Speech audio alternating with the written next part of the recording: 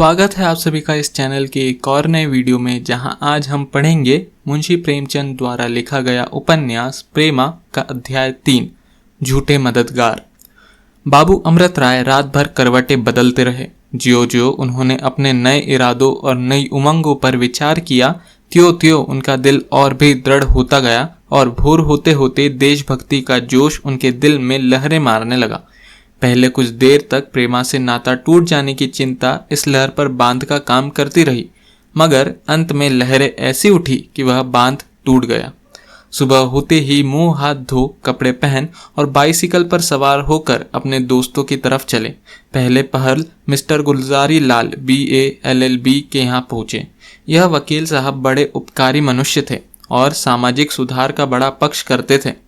उन्होंने जब अमृत राय के इरादे और उनके पूरे होने की कल्पनाएं सुनी तो बहुत खुश हुए और बोले, आप मेरी ओर से निश्चिंत रहिए और मुझे अपना सच्चा हितैषी समझिए। मुझे बहुत हर्ष हुआ कि हमारे शहर में आप जैसे योग्य पुरुष ने इस भारी बोझ को अपने सर लिया। आप जो काम चाहे मुझे सौंप दीजिए, मैं उसको अवश्य पूरा करूंगा और उसमें अपनी बढ़ाई समझूंगा। अमृत राय वकील साहब की बातों पर लट्टू हो गए। उन्होंने सच्चे दिल से उनको धन्यवाद दिया और कहा कि मैं इस शहर में एक सामाजिक सुधार की सभा स्थापित करना चाहता हूँ। वकील साहब इस बात पर उछल पड़े और कहा कि आप मुझे उस सभा का सदस्य और हित चिंतक समझे, मैं उसकी मदद दिलो जान से करूँगा। अमृत राय इस अच्छे शगुन के होते हुए दाननाथ के घर पहुँचे। हम पहले कह चुके हैं कि दाननाथ उनके सच्चे दोस्तों में थे।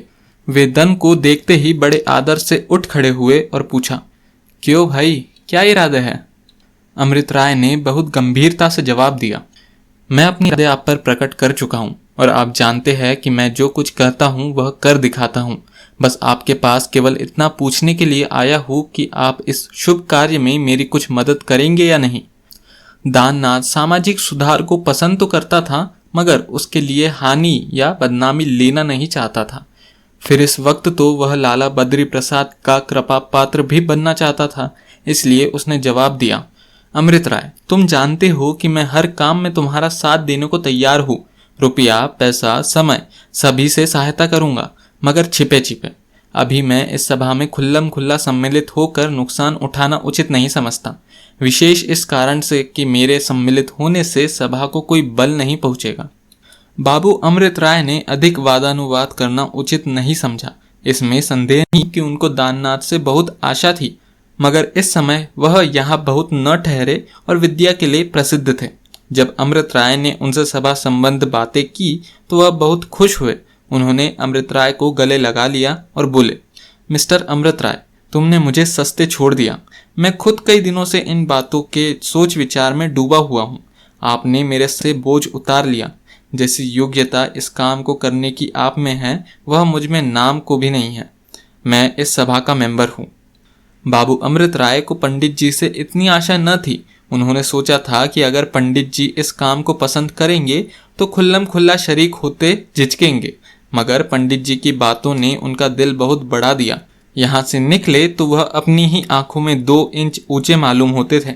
अपनी अर्थ सिद्धि के नशे में झूमते झामते और मूंछों पर ताव देते NB अग्रवाल साहब की सेवा में पहुंचे।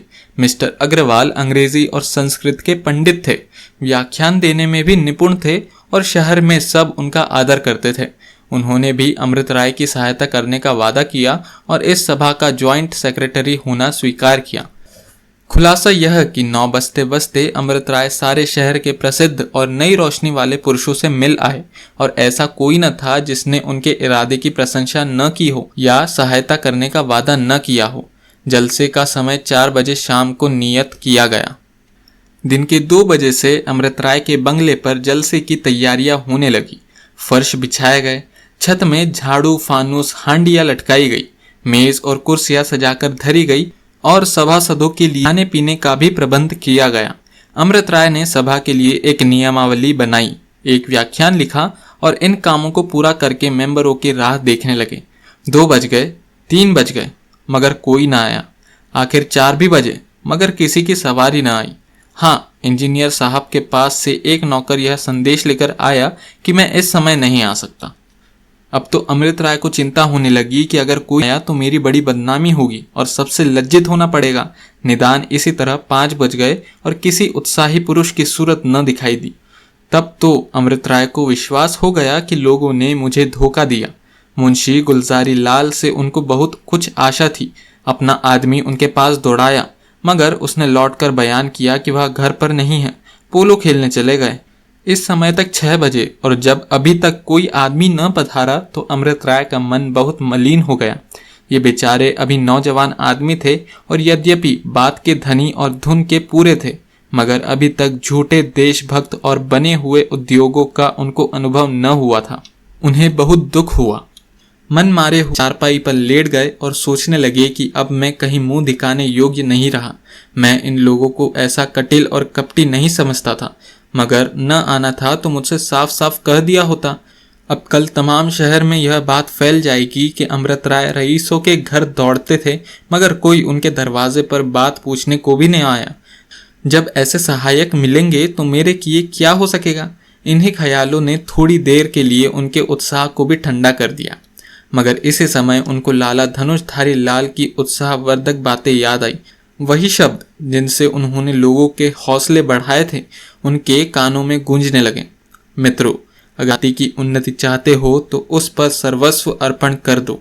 इन शब्दों ने उनके बैठते हुए दिल पर अंकुश का काम किया। चौंक कर उठ बैठे, सिगार जला लिया और बाग की क्यारियों में टहलने लगे।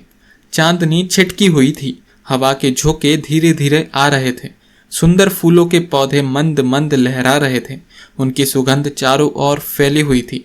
अमृत राय हरी हरी दूब पर बैठ गए और सोचने लगे, मगर समय ऐसा सुहावना था और ऐसा आनंददायक सन्नाटा छाया हुआ था कि चंचल चित्त प्रेमा की ओर जा पहुंचा।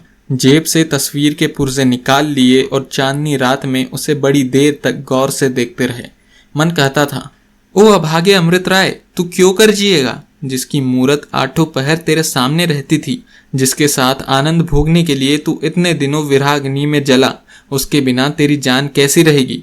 तू जो वैराग्य लिए है, क्या उसको भी वैरागिन बनाएगा? हत्यारे, उसको तुझसे सच्चा प्रेम है। क्या तू देखता नहीं कि उसके पत्र प्रेम में डूबे हुए रहते हैं? अमृत राय, अब भी भला है, अभी कुछ नहीं बिगड़ा। इन बातों को छोड़ो, अपने ऊपर तरस खाओ, अपने अरमानों को मिट्टी में न मिलाओ। संसार में तुम्हारे जैसे बहुत से उत्साही पुरुष पड़े हुए हैं। तुम्हारा होना न होना दोनों बराबर है। लाला बद्री प्रसाद मुंह खोले बैठे हैं, शादी कर लो और प्रेमा के साथ प्रेम करो। इस पर अमृता ने बेचैन होकर मन में ही कहा, हाँ, मैं भी कितना पागल हूँ। भला इस तस्वीर ने मेरा क्या बिगाड़ा था जो मैंने इसे फाड़ डाला। हे ईश्वर, प्रेमा अभी यह बात न जानती हो। अभी इसी उधेड़ बुन में पड़े हुए थे कि नौकर ने हाथों में एक खत लाकर दिया। घबराकर पूछा, किसका खत है? नौकर ने जवाब दिया, लाला बद्री प्रसाद का आदमी लाया है। अमृत राय ने कांपते हुए हाथों से पत्री ली और पढ़ने लगे। उसमें लिखा था, बाबू अमृत राय, आशीर्वाद। हमने सुना है कि अब आप सनातन धर्म को त्याग करके ईसाइयों की उस मंडली में जा मिले हैं जिसको लोग भूल से सामाजिक सुधार सभा कहते हैं। इसलिए अब हम अति शोक के साथ कहते हैं कि हम आपसे कोई नाता नहीं कर सकते। आपका शुभचिंतक बद्री प्रसाद। इस चिट्ठी को अमृत राय ने कई बार पढ़ा और उनके दिल में अलग खींचातानी होने लगी। आत्मस्वार्थ कहता था कि इस सुंदरी को अवश्य ब्याहो और जीवन के सुख उठाओ। देशभक्ति कहती थी, जो इरादा किया है उस पर अड़े रहो।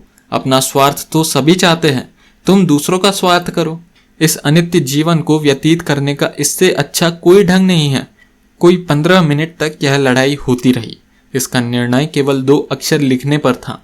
देशभक्त ने आत्मस्वार्थ को परास्त कर दिया था। आखिर वहां से उठकर कमरे में गए और कई पत्र कागज खबर करने के बाद यह पत्र लिखा। महाशय प्रणाम।